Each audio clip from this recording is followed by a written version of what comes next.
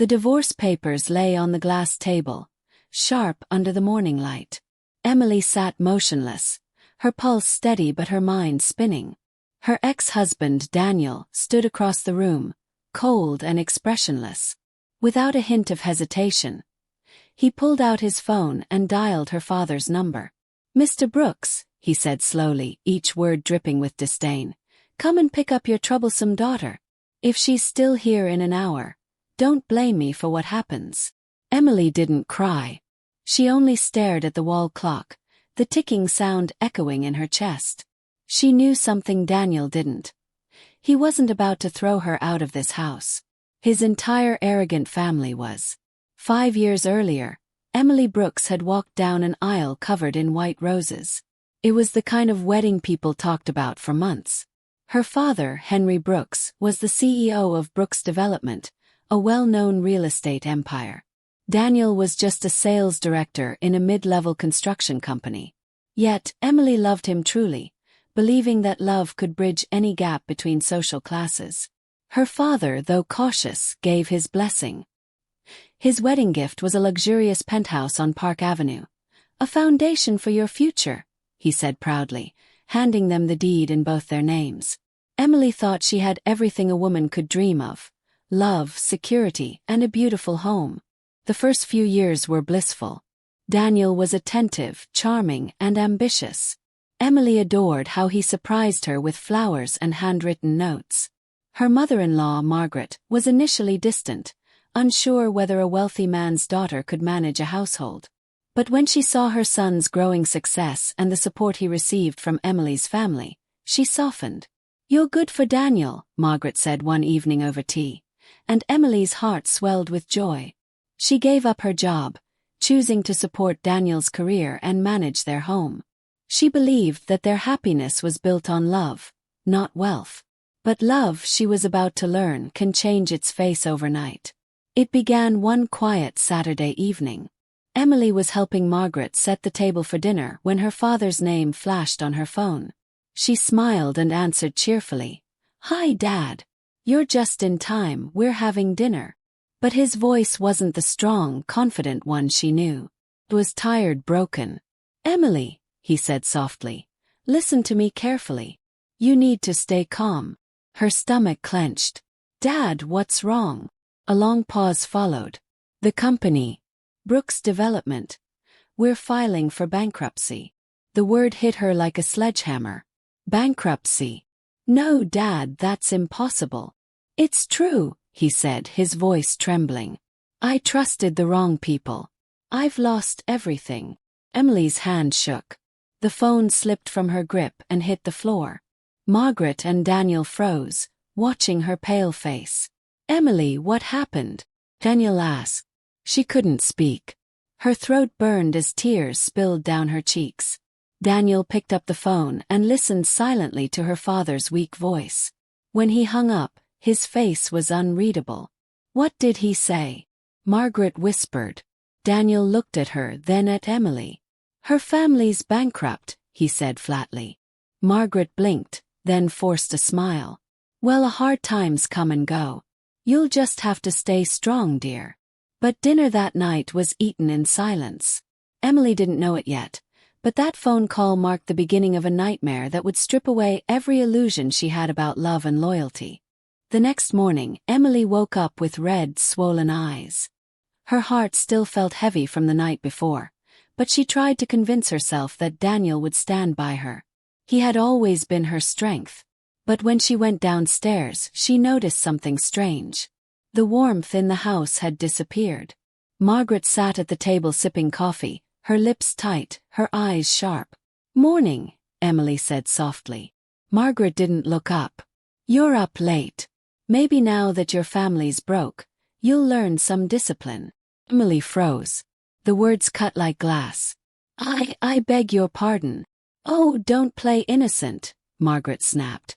"Yesterday you were a rich man's daughter. Today you're just another burden." Daniel walked in at that moment, adjusting his tie. Emily looked at him, hoping he'd defend her. But he didn't. He glanced at his mother, then at Emily and said quietly, "Mom, stop it." "Stop what?" Margaret retorted. I'm just stating the truth. She should be grateful you're still here providing for her. Emily felt her throat tighten. Daniel, she whispered, are you going to let her talk to me like that? Daniel sighed, rubbing his temple. Emily, please don't start. My mom's just stressed. Let's all calm down. He grabbed his briefcase and left, leaving Emily standing in silence. The door clicked shut, and something in her heart cracked open, a small, painful fracture that would soon turn into a deep wound. From that day on, life in the penthouse became unbearable. Margaret stopped pretending to be kind. Emily, clean the kitchen, she ordered one morning. And don't forget the laundry. You're not some princess anymore. Emily, too hurt to argue, did everything quietly. The housekeeper was dismissed. All the chores became hers. When Daniel came home, he avoided her eyes. The man who once kissed her goodnight now barely spoke. One evening, unable to bear it any longer, Emily confronted him. Daniel, do you even care what's happening? Your mother treats me like a maid. He didn't look up from his laptop. She's worried, Emily. We're all under pressure. Stop overreacting. Overreacting, Emily repeated, her voice trembling. You think being insulted every day is overreacting? Daniel slammed his laptop shut. I'm tired, Emily. I'm trying to fix my career while your family's name is dragging us down. Can you at least not make things worse? She stared at him in disbelief. So now I'm the problem. I didn't say that, he muttered. Just stop complaining. With that, he stormed out of the room. Emily sank onto the couch, her hands shaking. The man she loved was gone, replaced by a stranger who saw her as an inconvenience. That night, she cried silently, realizing for the first time that love alone wasn't enough to survive betrayal disguised as patience. Days turned into weeks, and Emily's world kept shrinking. Her friends stopped calling. Her parents, drowning in financial chaos, could no longer offer comfort. She was completely alone. Then, one evening, Daniel came home unusually gentle. He smiled, poured her a glass of water and said, Emily, I've been thinking about your father's situation. Maybe there's a way to help. Her heart lifted slightly. Really? He nodded. We could use the penthouse as collateral for a loan. Just a small one. Enough for your dad to start again. Emily hesitated. A mortgage. Daniel, this house is all we have left. It's just temporary, he said softly, holding her hand.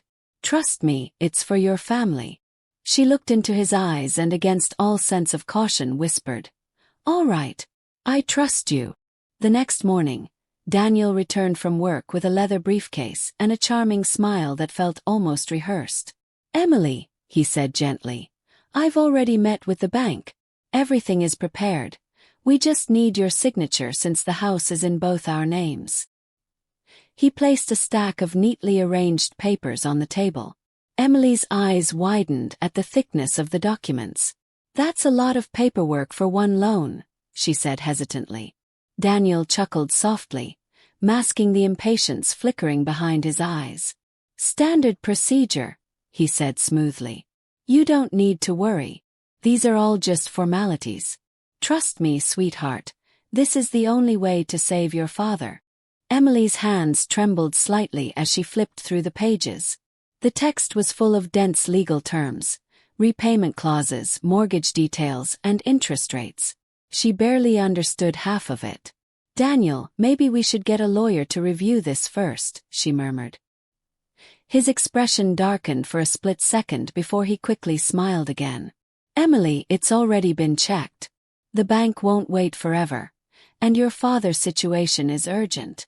Please don't delay this. His voice softened as he touched her hand. I'm doing this for you, for your family. Those words broke through her hesitation. With tears of gratitude in her eyes, she picked up the pen and signed every page Daniel had marked with a yellow note. When she finished signing, Daniel exhaled deeply, as though a burden had been lifted from his shoulders.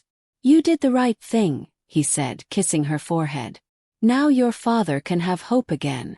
Emily smiled faintly, comforted by his approval. "Thank you, Daniel," she whispered, unaware that she had just signed away her share of the penthouse. Daniel gathered the documents quickly and tucked them into his briefcase. "I'll handle the rest with the bank," he said, almost too cheerfully. That night, Emily slept peacefully for the first time in weeks, believing her husband had stood by her side. But she didn't know that her trust had just become a weapon, one Daniel would soon use against her. 3 days later, Daniel came home later than usual. Emily had prepared his favorite meal, roast chicken with herbs and mashed potatoes. She wanted to celebrate his support, to thank him for standing by her. When he entered, however, his face was blank, cold, almost unfamiliar. "Daniel?" she asked, setting the plates down. He didn't answer. He walked straight to the living room, his movements heavy with something ominous. "Sit down," he ordered flatly. Emily froze, confused. "What's wrong?" He tossed a folder onto the table. "Sign it," he said. She opened it and felt her stomach drop. The words "divorce petition" were printed in bold across the first page. Emily's voice trembled. "Divorce? What are you talking about?" Daniel crossed his arms, his tone icy. "I can't live like this anymore.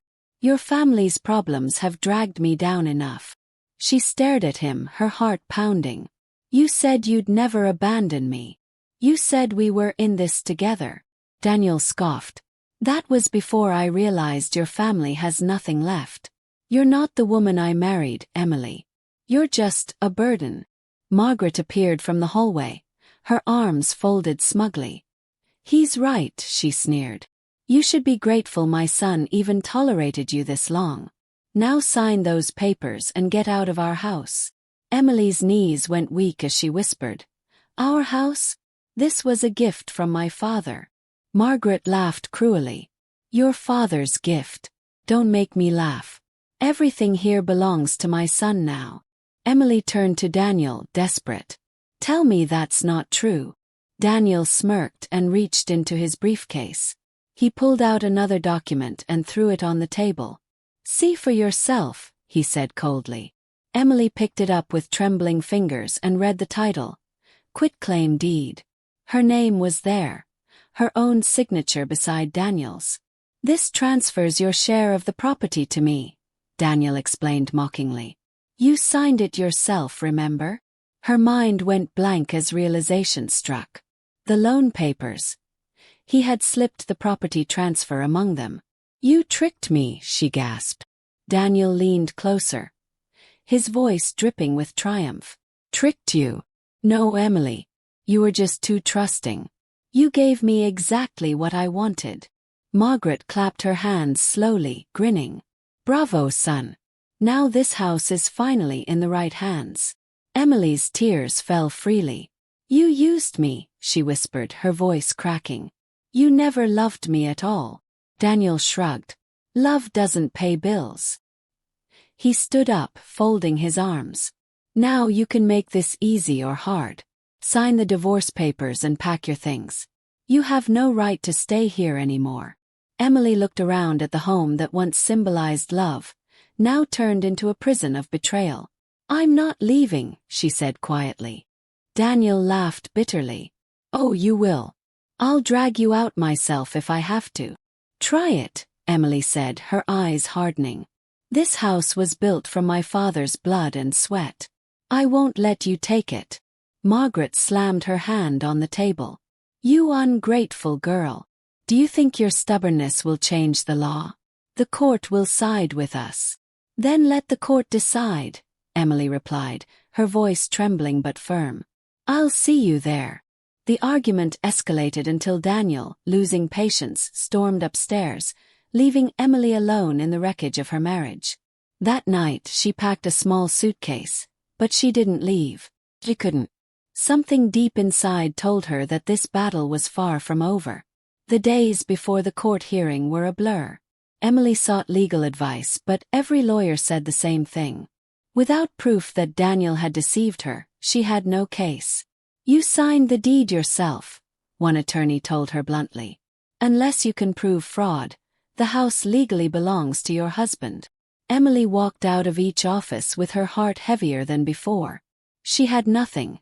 No evidence, no allies, and no hope. But she refused to give up. I'll tell my truth, she told herself. Even if no one believes me. When the court day arrived, she wore her simplest dress and walked into the courtroom alone, facing Daniel and Margaret, who were smirking confidently beside their polished lawyer. The hearing was a nightmare. Daniel's lawyer presented every document with practiced ease. Your Honor, he said smoothly, my client's wife willingly transferred her property share to him. The transaction was duly notarized. Emily rose to her feet, trembling. That's not true. He tricked me into signing it. He said it was for a bank loan. The judge's expression softened but remained professional. Mrs. Miller, do you have any proof of coercion or fraud? No, but, she began, tears filling her eyes. Then I'm afraid the law can't act on feelings alone, the judge said gently. The gavel struck, sealing her defeat. The penthouse was declared Daniel's sole property. Emily sank into her chair, numb, as Daniel and his mother exchanged smug smiles. But deep inside, a quiet fire began to burn, one that would soon consume them both. When the verdict was announced, Emily felt her world collapse. The courtroom spun, the voices around her fading into a dull hum. She had lost her husband, her home, her dignity, all gone in a single stroke of the gavel. Daniel and Margaret walked past her with smug satisfaction. You should have read before signing, Daniel whispered mockingly as they left. Emily sat there, gripping the edge of the table, unable to move. She wanted to scream, to cry, to disappear. But beneath the wreckage of her heartbreak, something shifted. Her tears dried. Her breath steadied. They may have won today, she thought. But the story isn't over. Emily returned to the penthouse that night, not as a wife but as a stranger in her own home. Daniel and Margaret were already there, celebrating their victory with wine. What are you doing here? Margaret sneered. Didn't you hear the judge? You're done here. Emily looked around the room, her father's gift, her mother's favorite vase, the memories carved into every corner, and shook her head. This house belongs to my parents' blood, she said calmly. I'm not leaving. Daniel laughed cruelly. Fine. Let's see how long before you crawl out. For 3 days she stayed locked in her room, enduring their taunts. Then came the final humiliation. On the 4th morning, Daniel banged on her door. Get out, Emily, he shouted. I'm done playing nice. When she didn't respond, he kicked the door hard enough to rattle it. Finally she opened it. His eyes burned with rage. Still not gone. Are you waiting for your broke father to save you? Say that again, Emily said softly, her voice trembling with fury. He smirked and dialed a number. Let's find out if your father still answers. He put the call on speaker. Mr. Brooks, Daniel said, his tone dripping with venom. Come get your daughter. She's clinging to my house like a leech.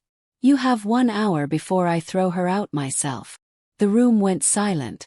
Emily's heart pounded as her father's voice came through the phone. Steady, cold, and sharp. Daniel, he said slowly, are you quite done embarrassing yourself? Oh, I'm just getting started, Daniel snapped. You might have fooled the city for years, but I know the truth, you're finished. Bankrupt. A long pause followed, then a soft chuckle. Thank you, son, Henry Brooks said. You've just given me exactly what I needed. What's that supposed to mean? Daniel barked. It means, Henry replied calmly, you've just confessed to harassment on record. And you've confirmed you consider that house yours. Don't go anywhere, Daniel. I'll be there shortly. He hung up. Daniel froze.